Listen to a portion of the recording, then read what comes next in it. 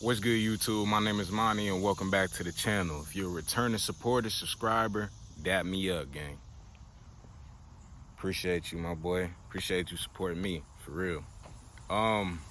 Yo, why are jobs not hiring people? I think I can give a little input on it. So look, me and my coworker was talking, and he was just like, yo, I'm tired. I'm like, I feel you. Like, we need to hire some more people because there's a high turnover. You guys know how warehouses work. There's a high turnover. A lot of people can't handle either heat or cold, or like they just can't deal with the pressure of working like 40-hour weeks, sometimes a lot of overtime. You know that sort of thing, right? So I was just thinking, I said in a previous video before, probably like about how high food is, that thing. And in the video, I was like, we had a pandemic, right? A lot of people, this is their first pandemic that they ever been in. They do not have the money to pay more people, like to hire more labor. Like they just don't have the liquidation of money to be given to people right now. And that might sound crazy, but just think about it for a second. We went through a global shutdown. The only places that was up and running was Atlanta and I think Florida, if I'm not mistaken, right? So when the world turned back on and it was able to be functioning again, these companies, some of these mom and pop shops that you seen around didn't come back up. They didn't, because they was in a pandemic. They're behind. So their method is to up prices on everything and don't hire more people. They're just gonna make the people that they already have on work. That's it. That's what it is. Because I know there's somebody out there, because they're doing it at my job, right? They don't want to hire more people because they feel like you're capable. And when they feel like you're capable, they'll put more work onto you. That way they don't have to hire more people. That makes sense. And it actually makes sense. You gotta think, if they already got 10 people at a job, let's just say it's 10 people on a shift, right? They're not gonna hire more people because, one, they don't have the money for it probably, because they were in a pandemic.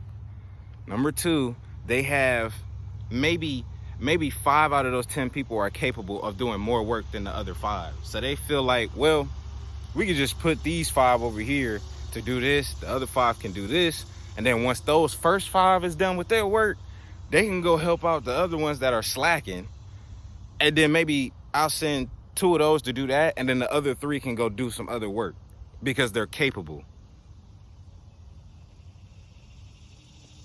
Just think about that for a second. If jobs are saying that they're hiring people, why did I just witness a guy come in? He had his kid with him too, mind you. It's like 9 in the morning when this interview was happening, y'all. 9 in the morning. I can tell he's probably either living out of his car, you know what I'm saying? And I feel for him. But he had his daughter with him, told his daughter to go sit by the vending machines. He got her some candy and some chips.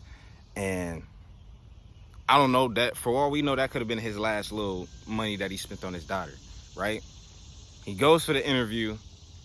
He comes out, head down. Right then, I knew he didn't get the job. I knew then. And it blows my mind how companies will say they're hiring, and then you have somebody that's coming in that is really down bad and really needs a job, and you would turn him down for somebody, I guess, that's more qualified in a sense.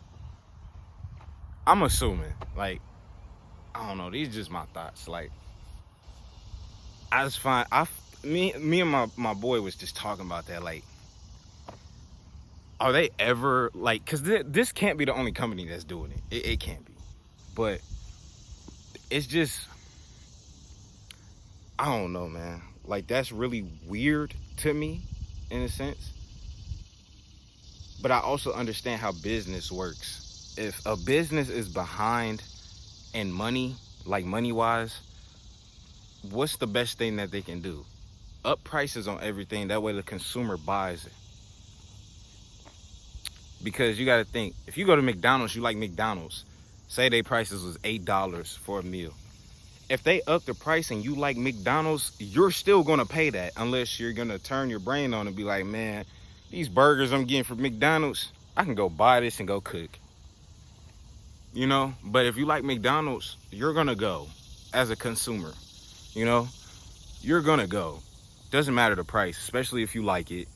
Now, if you have a brand, of course, you know, if it gets out of pocket, you're gonna stop going. You're gonna do what I just said. You're gonna go buy the food and just cook it yourself. But I'm just saying,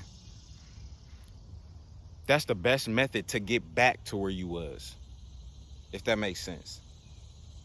If you were in a pandemic, you lost a lot of money. How do we get more money to get back to where we was? Just upsell on everything, tell the customers to keep buying, and maybe throw in a couple discounts here and there. But the price is still overpriced from what you had it at.